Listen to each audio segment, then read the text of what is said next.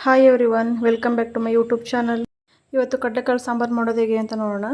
Overnight ನೆನೆ ಹಾಕಿರೋ ಕಡಲೆಕಾಳು, ಬಟಾಣಿ ಕಾಳು ಮತ್ತು 10 ನಿಮಿಷ ನೆನೆ ಹಾಕಿರೋ ಅಂಥ ಚಿತಕ್ಸಿರೋ ಅಂಥ ಅವರೆಕಾಳು, ಒಣ ಅವರೆಕಾಳು ಮತ್ತು ಕಟ್ ಮಾಡಿಟ್ಕೊಂಡಿರೋ ಆಲೂಗೆಡ್ಡೆ, ಬದನೆಕಾಯಿ. ಮೊದಲನೇದಾಗಿ ಒಂದು ಮಸಾಲೆ ರುಬ್ಕೊಳ್ಳೋಣ.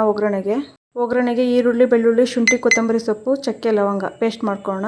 ಮತ್ತು ಇನ್ನೊಂದು ಮಸಾಲೆ ರುಬ್ಕೋಬೇಕು ಇದಕ್ಕೆ.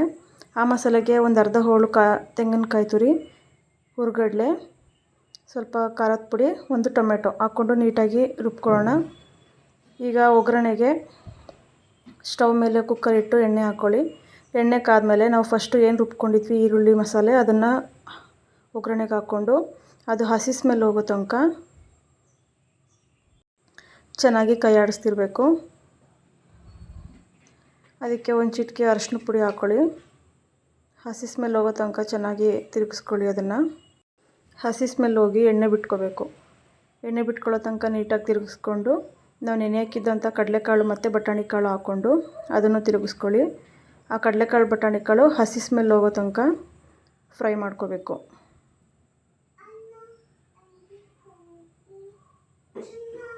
ಜೊತೆಗೆ ಚಿತಕ್ಸಿ ಒಣಗಿಸಿರೋ ಅಂಥ ಅವರೆಕಾಳನ್ನ 10 ನಿಮಿಷ ನೆನೆ ಹಾಕಿರ್ತೀವಲ್ಲ, ಆ ಅವರೆಕಾಳನ್ನ ಹಾಕ್ಕೊಂಡು ಫ್ರೈ ಮಾಡ್ಕೊಳ್ಳಿ.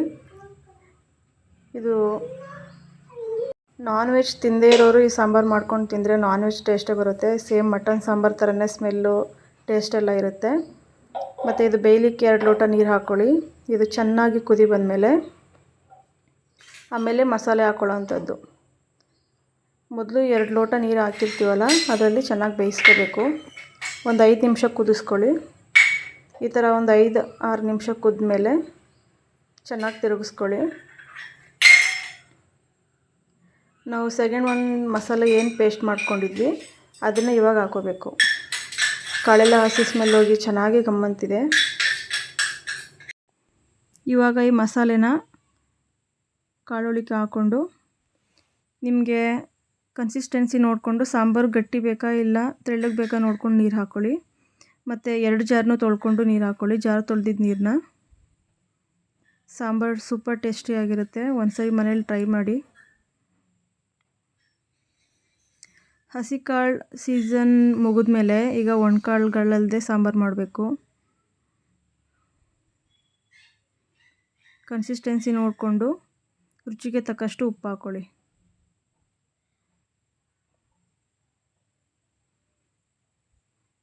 ರುಚಿಗೆ ತಕ್ಕಷ್ಟು ಉಪ್ಪು ಹಾಕಿದ್ಮೇಲೆ ಅದು ಒಂದು ಕುದಿ ಬರ್ಲಿಕ್ಕೆ ಬಿಡಿ. ಕುದಿ ಬಂದಮೇಲೆ ರುಚಿ ಸರಿ ಇದೆಯಾ ಅಂತ ನೋಡ್ಕೊಳ್ಳಿ.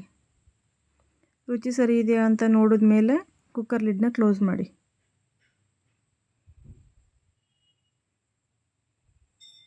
ಸಾಂಬಾರಿದು 2 ಸರಿನಾದರೂ ಕುದಿಸಿ ತಿನ್ಬೋದು. ತುಂಬ ಚೆನ್ನಾಗಿರುತ್ತೆ. ಮುದ್ದೆಗಂತೂ ಸೂಪರ್ ಕಾಂಬಿನೇಷನ್ನು, ಹೇಳಿ ಮಾಡಿಸಿದ ಕಾಂಬಿನೇಷನ್ನು. ಕಡಲೆಕಾಳು ಸಾಂಬಾರು ಅಂದರೆ ಮಟನ್ ಸಾಂಬಾರು ಟೇಸ್ಟೇ ಇರುತ್ತೆ. ಅದರಲ್ಲಂತೂ ನೋ ಕಾಂಪ್ರಮೈಸ್.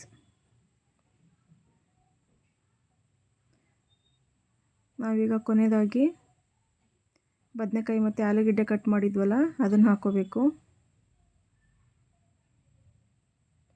ಇದ್ರ ಜೊತೆ ಬೇರೆ ತರಕಾರಿ ಹಾಕಿದ್ರೆ ಚೆನ್ನಾಗಿರಲ್ಲ. ಬದನೆಕಾಯಿ ಆಲೂಗೆಡ್ಡೆ ಹಾಕಿದ್ರೇ ಚೆನ್ನಾಗಿ ಟೇಸ್ಟ್ ಬರೋದು.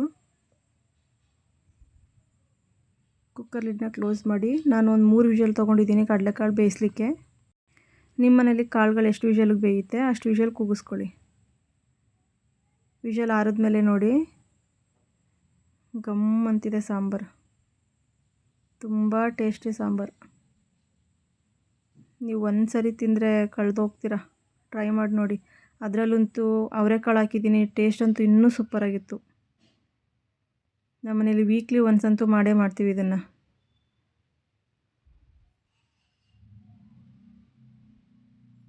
Thank you for watching. Bye.